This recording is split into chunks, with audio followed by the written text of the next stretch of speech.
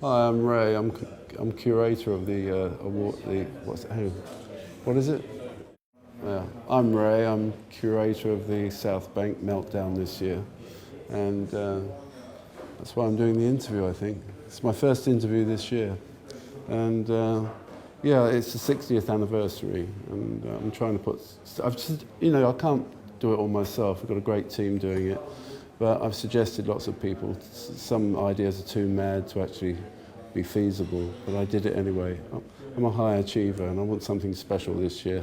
And I think right up until the day before it's on, I think there'll be some surprises coming in. As a child, I was taken down to what was then the Festival of Britain, and I can only remember little bits of it because it's quite small. My father took me there. I guess after post-war austerity, it was meant to represent a new Britain, In a strange way, there's a parallel with this year, and hopefully we can reflect that.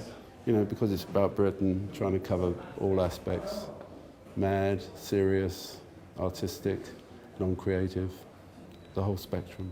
Nick Lowe is going to perform. I'm really looking forward to seeing Nick again. I've got Terry Jones doing something, simply because he's a neighbour. Also, I think humour, with my back, it must reflect my background, I guess. There's a lot of humour in some of my music.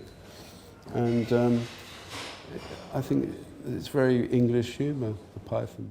My friends from New York, Yola Tango, are coming over because they did the John Peel. I saw the John Peel Meltdown some years ago.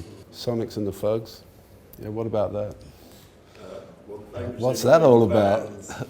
Well, the Fugs, I remember, when the Kinks first toured America, when we went back to America, it all changed in late 60s, early 70s. And the Fugs were quite outrageous for their time. It was a new American revolution in music, really, because the British invasion was over and the Americans were fighting back. And I seem to recall the Fugs were simply outrageous. And I don't think they've toured here for over 40 years.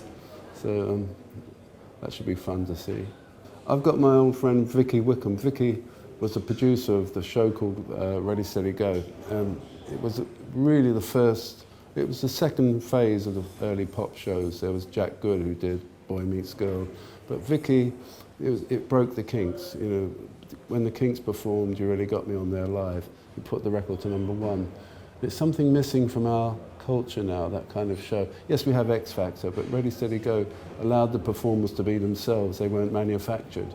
And that was really the thing I remember about it. There was no coaching, there were no judges to give them, bands would go on there, bands like them, bands like the Kinks, The Who, we'd all appear on Ready, Steady, Go. And I think Vicky is working on trying to recapture that feeling, that energy. We're still working on what I'm actually going to perform, but I hope to get a choral version. I wanted to do something that rocks, because I've got a really good touring band now after my sort of collaborations record last year.